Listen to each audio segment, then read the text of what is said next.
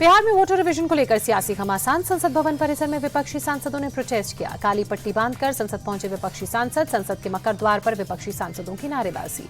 बिहार में एसआईआर के मुद्दे पर आरजेडी सांसद मनोज झा ने कहा, जब किसी पार्टी के इशारे पर ऐसा किया जाएगा तो लोकतंत्र लहूलुहान होगा। सत्ता पक्ष पार्टी चुनाव आयोग की प्रवक्ता बन गई है। एसआईआर को लेकर बिहार में विपक्ष पर चिराग पासवान ने निशाना साधा। कहा, पहले वो ईवीएम पर ठीकरा फोड़ते थे, अब वोटर लिस्ट को बहाना बनाया जा रहा है। कांग्रेस नेता गौरव गोगोई का बड़ा बयान। कहा, बिहार में जो हो रहा है वो कल को देश भर में होने वाला है। हम चाहेंगे कि सदन में पीएम मोदी आए और एसआईआर पर चर्चा में हिस्सा लें। बिहार में विशेष गहन पुनरीक्षण को लेकर चंद्रशेखर आजाद ने कहा, जो चुनाव कराता है उस पर इतना बड़ा सवाल उठ रहा है। हमारी पार्टी का स्टैंड स्पष्ट है कि कहीं से वोट की चोरी ना हो। सपा सांसद डिंपल यादव का बीजेपी पर हमला। कहा, भाजपा की नीयत हमेशा भ्रमित करने की रही है। ये सरकार न एसआईआर पर बात करना चाहती है, न ही दूसरे बड़े मुद्दों पर। केंद्रीय मंत्री शिवराज सिंह चौहान का विपक्ष पर आरोप। कहा, एनडीए गठबंधन ने लोकतंत्र को हंगामे में बदल दिया है। पहले कहते हैं कि चर्चा करो और अब सदन में चर्चा से भाग रहे हैं। केंद्रीय मंत्री गिरिराज सिंह ने विपक्ष पर निशाना साधा। कहा, एसआईआर के मुद्दे पर विपक्ष भ्रम और अराजकता फैलाने की कोशिश कर रहा है। क्या जो भारत के नागरिक नहीं है उन्हें भी वोट दिया जाए?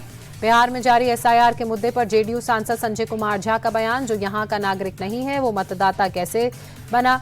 चुनाव आयोग ने बिल्कुल सही काम किया है। बिहार में भी वोटर रिवीजन को लेकर घमासान। बिहार विधानसभा के बाहर महागठबंधन के नेताओं का प्रदर्शन। सरकार के खिलाफ नेताओं ने की जमकर नारेबाजी। बिहार विधानसभा के भीतर भी विपक्ष का हंगामा। सदन के भीतर काले कपड़े पहनकर पहुंचे विपक्षी विधायक। सदन में सीएम नीतीश की ओर मुखातिब होकर तेजस्वी ने कहा, लिस्ट पर सूत्रों के हवाले से हो रही बयानबाजी। दस्तावेजों के मामले में बिहार फिसड्डी। तेजस्वी यादव ने चुनाव आयोग पर सीधा निशाना साधा। कहा, ईसी लोगों से 11 डॉक्यूमेंट्स मांग रहा है, आधार कार्ड क्यों मान्य नहीं है? चुनाव से पहले वोटर लिस्ट रिवीजन क्यों कराई जा रही है? असेंबली में तेजस्वी के बयान के बाद सदन में जबरदस्त हंगामा। दोनों पक्षों के विधायक खड़े होकर एक दूसरे के खिलाफ बोलते दिखे। सदन में हंगामे पर स्पीकर नंद किशोर यादव ने भी नाराजगी जताई। आसन से खड़े होकर विपक्षी विधायकों को शांत होने के लिए कहा। सदन में तेजस्वी यादव और सीएम नीतीश में भी नोकझोंक हुई। तेजस्वी यादव अपने माता पिता के कार्यकाल को देखें, तेजस्वी को कुछ भी नहीं पता, नीतीश कुमार ने कहा। सीएम नीतीश ने पहले की आरजेडी सरकार पर हमला बोलते हुए कहा, पटना में पहले शाम में कोई निकल नहीं पाता था। तेजस्वी यादव को बोला, तुम तब बच्चे थे। तेजस्वी यादव पर निशाना साधते हुए नीतीश कुमार ने कहा, महिलाओं के लिए आपकी सरकार ने कोई काम नहीं किया। हमारी सरकार ने महिलाओं और मुसलमानों के लिए बहुत कुछ किया। सदन में आरजेडी विधायक भाई वीरेंद्र की आपत्तिजनक टिप्पणी से स्पीकर भी नाराज। स्पीकर ने खेद प्रकट करने के लिए कहा। माफी मांगने के स्पीकर के निर्देश पर आरजेडी विधायक भाई वीरेंद्र ने कहा, मैं अपने बयान पर कायम हूं। सदन किसी की बपौती नहीं है। नीतीश सरकार के मंत्री ने मुझे गाली दी। सीएम नीतीश को लेकर प्रशांत किशोर ने फिर दावा किया। कहा, सरकार चाहे जितनी भी कोशिश कर ले, नवंबर में नीतीश कुमार और एनडीए को सत्ता से जाने से कोई रोक नहीं सकता।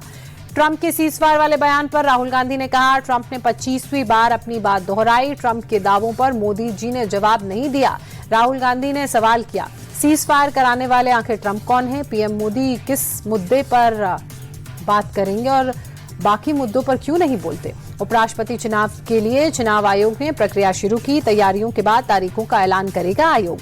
उपराष्ट्रपति के इस्तीफे को लेकर एक बड़ा खुलासा। 21 जुलाई की रात 9 बजे राष्ट्रपति से मिलने पहुंचे थे उपराष्ट्रपति धनखड़।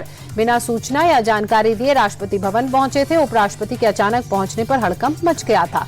आनन फानन में राष्ट्रपति को धनखड़ के आने की सूचना दी गई। राष्ट्रपति से धनखड़ की मुलाकात कराई गई। धनखड़ ने राष्ट्रपति से मिलकर अपना इस्तीफा उन्हें सौंपा। संसद की मस्जिद में अखिलेश यादव की हुई मीटिंग पर विवाद। सपा सांसदों के साथ मस्जिद में मीटिंग पर बवाल। बीजेपी अल्पसंख्यक मोर्चे की बैठक करने पर मांग। शुक्रवार की नमाज के बाद बीजेपी भी करेगी अपनी बैठक। मस्जिद के अंदर बैठक पर अखिलेश यादव ने कहा, आस्था जोड़ती है और जो आस्था जोड़ने का काम करती है हम उसके साथ हैं। हम सभी धर्मों में आस्था रखते हैं। मस्जिद विवाद पर कांग्रेस सांसद इमरान मसूद ने कहा, बारिश के कारण अखिलेश ने मस्जिद में बैठक की। बीजेपी की बैठक अगर करनी है तो कर लें, कौन रोक रहा है?